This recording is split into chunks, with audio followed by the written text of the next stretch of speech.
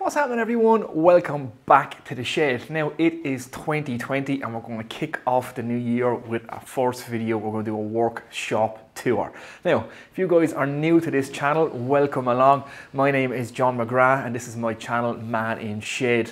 I'm basically a woodworking electrician, or an electrician who does woodworking, whatever way you want to put it. Basically, in my professional life, I am an electrician. That's what I do to make my living, and everything I do here in the workshop is my hobby and what I enjoy to do, and get rid of some of that creative energy. So that's what I'm sharing with you guys. So the channel is all about me woodworking, and now I'm getting into woodwork turning as well, and I share some electrical advice from my professional side of things and some tool reviews and tools that I use out on site that you guys might find interesting as well. So that's essentially what the channel is about. Now, I have a few different social media accounts. If you want to follow me, I'm on Instagram at man.inshed. I leave links to all this stuff below. And I put it out before I decided to make this video. I asked you guys to send me in some questions. If you had any questions about anything you see in the shop, any of the tools, let me know. And a bunch of you guys did. So as we take a walk around this shop, I will endeavor to answer all those questions as well. So there we go. Without further ado, let's kick off with a workshop tour. Let's do it. It is miserable, wet and raining as always in Ireland. Now let's start off in this corner, and the first thing we'll address is the shed itself. So a couple of you guys have asked me from Stephen Dye, great videos, how big is your workshop and what's the construction? Just planning a workshop build and looking for inspiration. Cheers. Thanks, Steve. And Jim Clark also asked, I'd like to see how big your workshop is, what side of doors you have, i.e. roller doors, full doors. Thanks, PS, love the videos. Thanks, Jim, thanks for watching. And I had another question on one of my videos about the fuse board, so we'll answer all that. Right, so the shed itself is a Steel Tech shed. That's the company I got it from. It's an Irish company. It is 8 meters by 6 meters, so roughly 26 feet by 19 feet.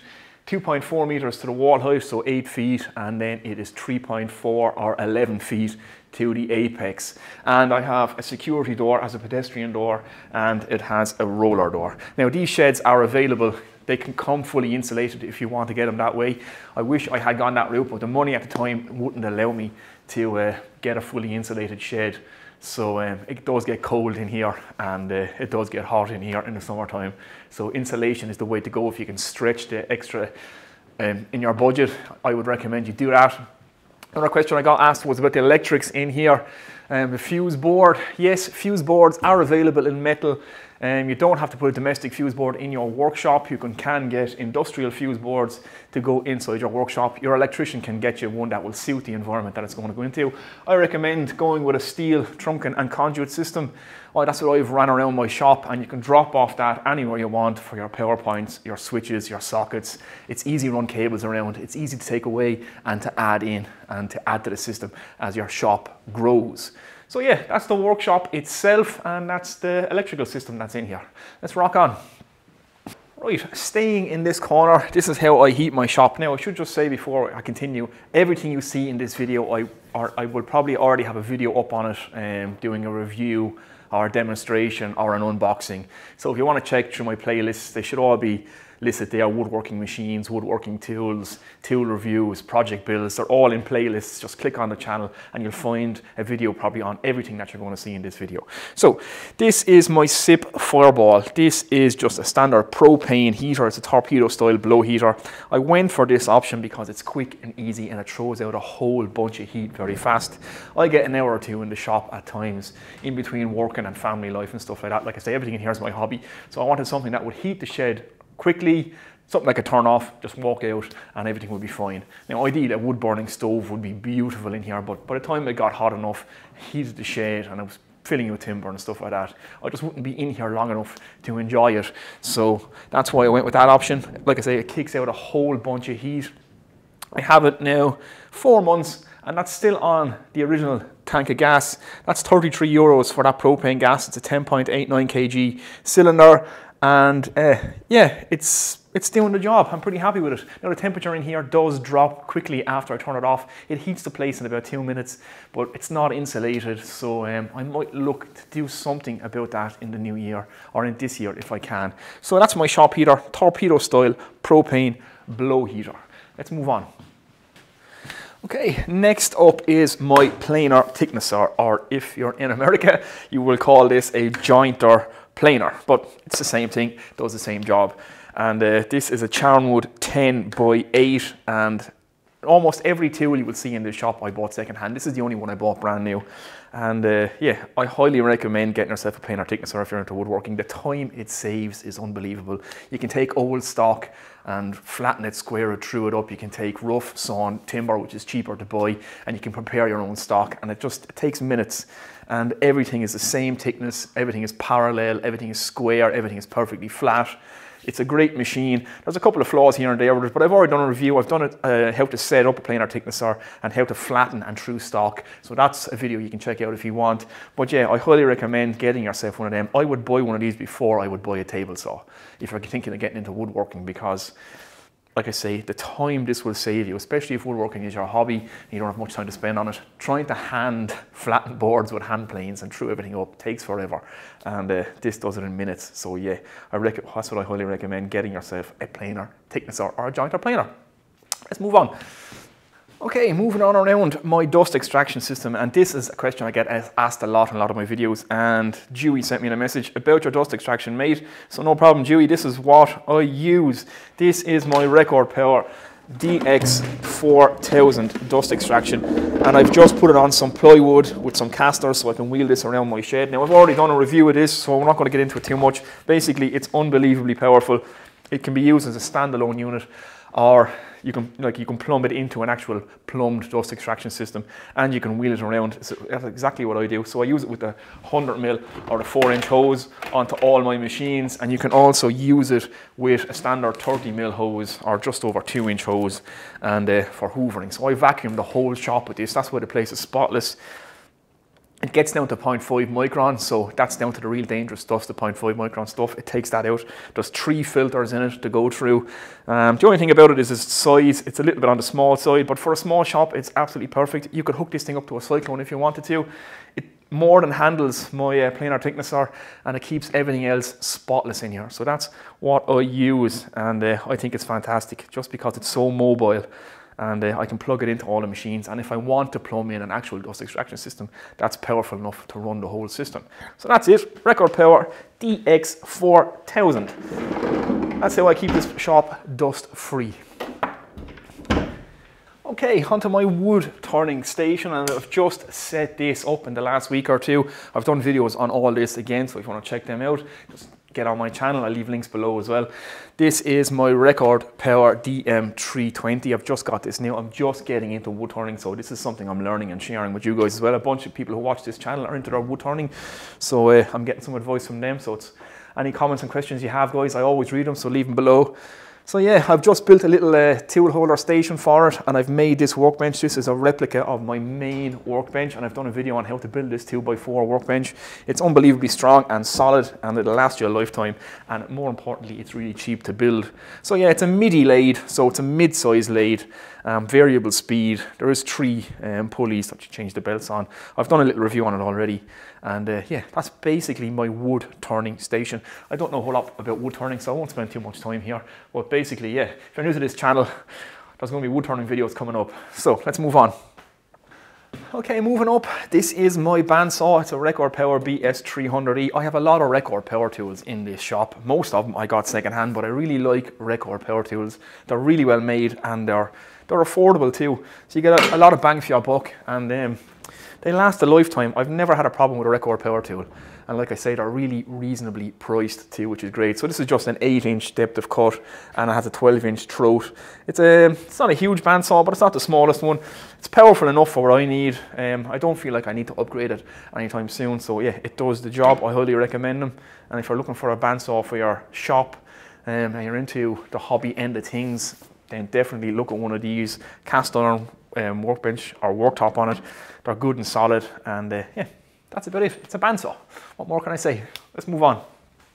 Okay, moving down this end of the shop, this is just where I have my clamps, and my clamp collection is growing. It's not a big collection, but it's good to have as many clamps as you can get your hands on, and wherever you can find them, get them second hand, get them whatever. You'll never regret buying some clamps, and the quick clamps I find to be the best. These are the ones I use the most, and these ones are actually from a company called Tala Tools, and they're extremely cheap, but they're really, really strong and really well made, and they're almost as good as the Irwin ones for half the price, and I've been using these a lot lately. So yeah, quick clamps I really like.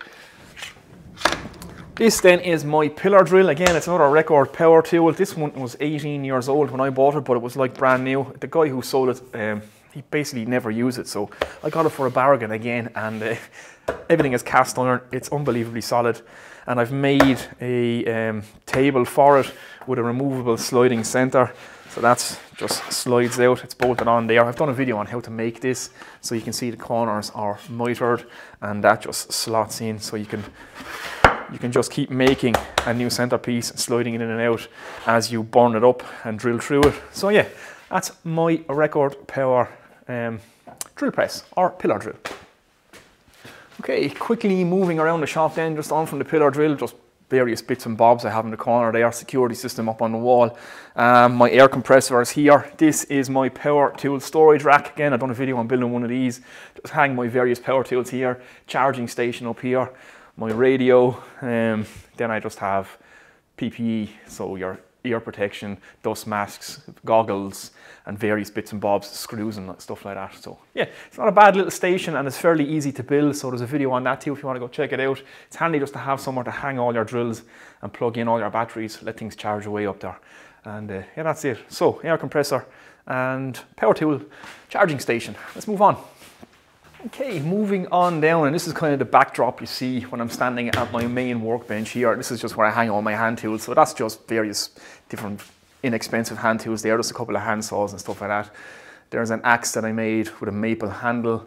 Up on the wall, this is my Jiu-Jitsu Academy, so I've just got my blue belt in the last couple of months, which I'm super happy about, so making progress in that, along with the cauliflower ears and the occasional black eye you will see me in my videos with. If you're wondering about the black eyes, that's where I'm getting them.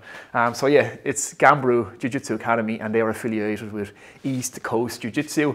The other pictures then, that was my dog Bear. He was an American Akita, and there's two of them there. That was a present my wife got me, and this picture here was drawn by a guy in the Men's Sheds, which is an organisation, and it's a great organisation where men get together in various sheds, work on different projects that go on. It's for people who haven't got a social outlet like that. And my sister's actually working with him. She's doing her PhD at the minute, and she showed one guy in particular. I never got the guy's name, so I must get his name and thank him, because it's an amazing picture. He just drew it with pen, just with an ordinary ballpoint pen. And it's my two dogs, Gin and Bear. Bear I lost last year, and Gin I lost this year. So sadly I am without dogs for the first time in a long time, and you do miss them. They were like part of the family. They were my two American Akitas, and they are sadly gone now, but I have a little girl now, so I'm going to wait till she gets a bit older and we'll get some new dogs. And this is Skeletor. If you're a fan of 80s stuff, a friend of mine, he has an Instagram account. He's called Laser Steak, and he does all retro gaming, retro t-shirts, retro movies, all that kind of cool stuff. He has a big following on Instagram, and I got that from him. And so yeah, that's why Skeletor is up on my wall. Let's move on down. Okay, moving on down, and these are the rest of my hand tools. Another question I got from Margin Boom: can you show what hand tools you use the most? Well, I certainly can, and thanks for the question. So these are my hand tools. Some of them I've made myself, such as the mallets and the planes, little block plane here. This is a Lloyd Nielsen low angle jack plane. These are some really old Stanleys from the 1920s and 30s, some Stanley Sweethearts, American made stuff.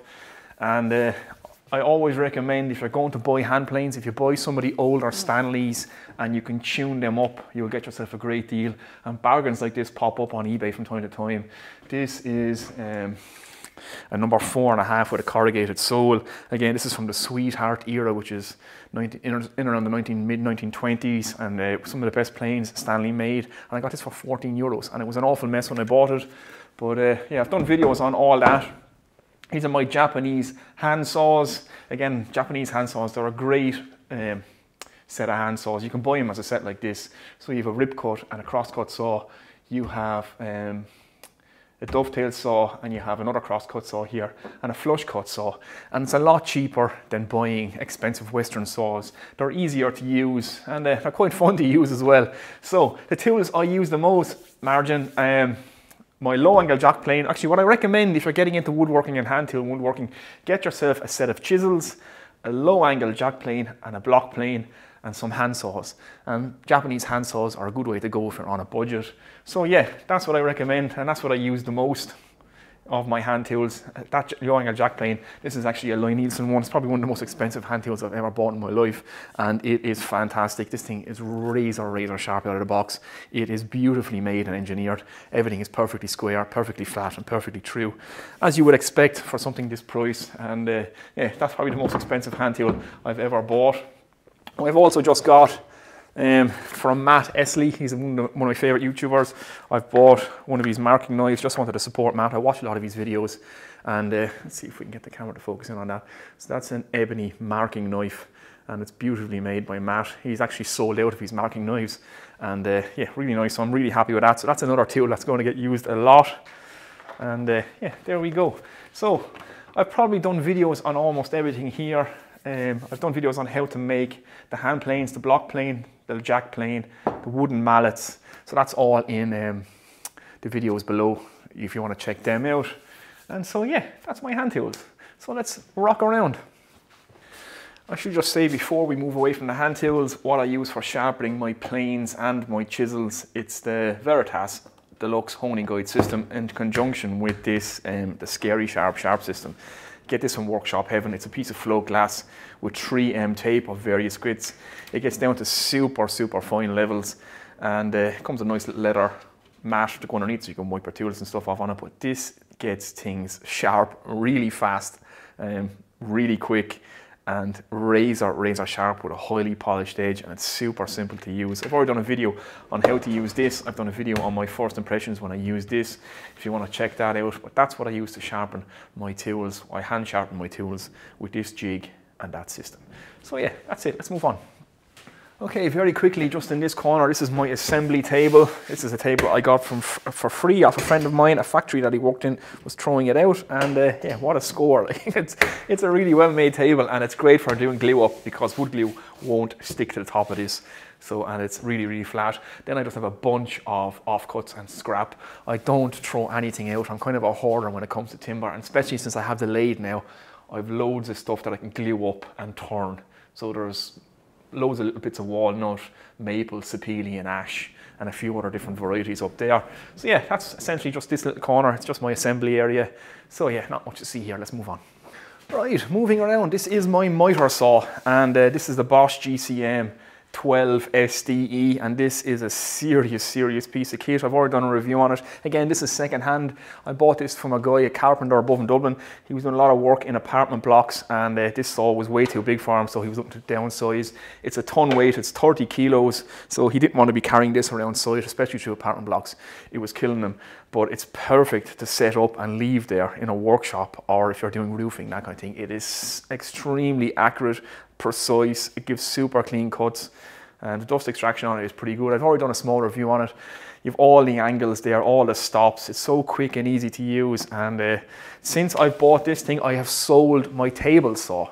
That's how good this thing is. It does everything I need to do in my shop, cutting wise, and the precision work you can do on it. I made Matt Esley's dovetail box, and I gave it as a Christmas present to my wife, and I turned it into a jewellery box, so I made some lovely walnut inserts to go into it, and I made all them on this. So little fine walnut shelves, the miters I was able to do on this, and yeah, I can't recommend this highly enough. If you're going to get yourself a chop saw, they are expensive, so if you do see one come up second hand and you're in the market for a chop saw, definitely consider one of these, because yeah, you won't be disappointed. Every angle is the angle, and yeah, that's my chop saw. Enough of me singing its praises. Let's move on. Okay, moving around, this is my router table, and I've done a video on how to build this as well. Again, it's just a Triton dual action plunge router. They are ideal for mounting to a router table. They're actually designed to be used in conjunction with a router table. So I really like those Tritons. And this is just basically a plywood router table with a plywood fence and two 2x4 legs, and it's strong, sturdy, stable, and extremely cheap to make. It's just going to cost you a sheet of plywood and a little bit of routering, and I used the blanks off my Triton spindle sander as my inserts, so that works out absolutely perfect. I've done a bunch of work on this already, and it does exactly what I wanted to do. And the dust extraction is pretty good on it as well. And yeah, that's it. It's a router table. You don't have to go mad and spend a fortune on a router table. You can build one together in an afternoon or on a Saturday or whatever, just like that one, and it will do the job that you need it to do. So yeah, it's nothing fancy, it's not very pretty, but it works, and that's the most important thing. So let's move on. Right, this corner of the workshop you'll probably see in the backdrops of some of my videos when I'm making videos. This is just all my mechanic stuff. So if I'm working on the cars or bikes, I have all my tools for that. This is my motorbike. I won't take the cover off now. I've already done a video on this, but it's nothing to do with woodworking, so we won't worry too much about it. Yeah, it's just everything, oils, that kind of stuff. Everything is in this corner, and that's a monkey in a car, and that's pretty self-explanatory. So let's move on. Okay, moving around to my main workbench, and this is where you see me standing at the start of most of my videos and the end of most of my videos. And yeah, this is a 2x4 workbench. I've built a mini version that you've seen already for my lathe, and I've done a whole video on how to actually build this. This is based off Paul Seller's design, and it's a fantastic workbench, and actually ties into a question from Lenny Rosa. What got you into woodworking? Who do you watch on YouTube, and what is your most used tool? Right, so we'll try and answer all them while I'm talking about my workbench. Lenny, thanks for the question. And yeah, so, well, Paul Sellers is one of the guys I love. Matt Esley, another guy I love to watch when it comes to woodworking. Rob Cosman is very good. Jonathan Katz-Moses is another one. Third Coast Craftsman, another great woodworking. He's building a boat at the minute, which I'm really enjoying that. And there's a bunch of other guys. Oh, let me see, The Essential Craftsman, I really like his stuff. So he does a lot of blacksmithing, and he's in the middle of building a house. He's a carpenter himself by trade, so he does some great work as well. And there's a whole other bunch of people that I watch on YouTube. I actually spend way too much time on YouTube, probably. I listen to podcasts, everything from all sorts of walks of life, from all backgrounds. And yeah, so that's what I like to watch on YouTube. This is my main workbench. Like I say, it's a 2x4 workbench based off the Paul Sellers construction. I have a voice on this end. I had a voice on this end, but I took it off to mount it to my mini workbench, which I'll show you in a second. It has a bunch of dog holes down it, and it has a dog in the voice here, so I can clamp anything I want to it. It's 8 foot by roughly 4 foot, and so it's almost like an 8x4 sheet for all the world, but it's a big, solid, strong workbench. Now, it's made from 2x4 construction lumber, so I planed all the boards before I assembled it. The top did twist on it. I had a really hot summer, and as it dried out, it twisted, so I leveled the top. I made a video on how to actually level a top, so that's there if you want to check it out as well. This is my mini workbench. I'll give you a close-up of this one now. Right, like I say, this is my mini workbench, and I've done a complete build series on this one as well. It's a maple top with a walnut stripe in it, and it has a series of dog holes in it. Again, it's an ash frame, and this is the voice that was on my workbench. It's a little bit big for this, but it was the voice that I had, so I stuck it on it, and it does the job. Again, it has a dog in it, so I can clamp stuff to my workbench if I wanted. And the reason I built this is when I'm working with fine woodworking stuff, using the hand tools, you know, dovetail joints, all that kind of good stuff. It's nice to be able to work at this height. If you're a little bit taller, I don't like bending down at your voice on your standard height workbench. This is actually higher than a standard height workbench as well. So if you're a little bit taller, build your workbench to suit your height, depending on whatever height you are. And again, these little mini workbenches, just to do your hand tool work, for planing up at this level, for cutting stuff, it's right there in front of you. I like to stand up, I don't like to sit down when I'm working. So yeah, this saves the back, and that's why I built it, and I really like it. It gets a lot of use, and it looks good too. And yeah, so maple top with a walnut stripe and an ash frame and a little bit of joinery, very simple to make, and it looks the business. And yeah, there's a complete build series. It's a 2-part build series, how to build yourself a mini hand tool workbench.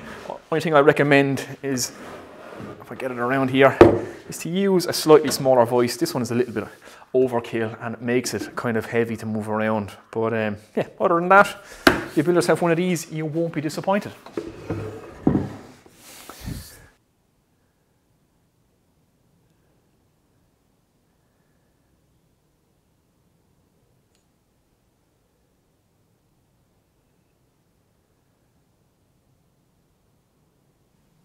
Right, there we go. That has been my 2020 tour of my workshop. There is going to be more stuff added this year and I'll take you through it as I get it. I'm not sure if I forgot anything. If you've seen anything around the shop and you want to know about it, just leave comments below and I will get back to you. If I just check through the questions here and see, William01, he says, as a fellow electrician, I'm like you, or sorry, as a fellow electrician like you seem to have more woodworking tools than spark equipment. All the best for the new year, John. Well, William, as I explained at the start of the video, everything in here is my hobby. This is what I do to escape my life as an electrician. I quite like my life as an electrician as well, and I have a van full of electrical tools, and there's 2 sheds over there as well, full of electrical stuff, so I can actually drive the van into this workshop. That's why I left the roller doors big enough to do that, so I might do a van tour just for you, William, in the upcoming videos, and I'll take you through all my electrician's tools. If that would suit, I can do that. So yeah, I have a van full of electrical tools that I use in work every day, and I try to escape that when I come in here if I can. So I think that covers most things.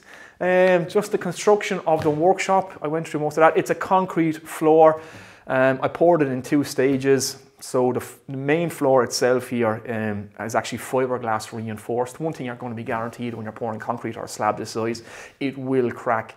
And so you either put lines in the floor to have it crack along them lines, or you can reinforce it with fiberglass and it just stops the concrete from cracking. So that's something important when you're pouring your slab for your shed. I know there's a bunch of guys who comment in the videos that are thinking of setting up workshops in the near future. So yeah, I recommend get fiberglass reinforced concrete. It's not that expensive. It's just literally fiberglass that they sprinkle into the mix, and it'll stop your floor from cracking. And then just paint it with floor paint. I've done a video when I was setting up this workshop. I painted the floor with floor paint. There's nothing to it. Just roll it on, a couple of coats. Stuff will go hard in a few hours. Leave it for a day and you're good to work on it then. And so that's it. Yeah, so if you're new here, think about subscribing, and there's gonna be plenty of projects coming up in this year. So I have some new tools to get, so I'll share all that with you, some new projects. And thanks very much for everybody who has supported the channel up till now. My first workshop tour was done in July of 2019, and I had 200 subscribers at the time. Now I'm at nearly 1,400 subscribers, which is absolutely amazing. I appreciate it for everybody who has subscribed and supports and comments. I do really appreciate it, guys. So that's it. That's my beginning of 2020 with a workshop tour. I shall see you in the next one, guys. Take it easy. Good luck.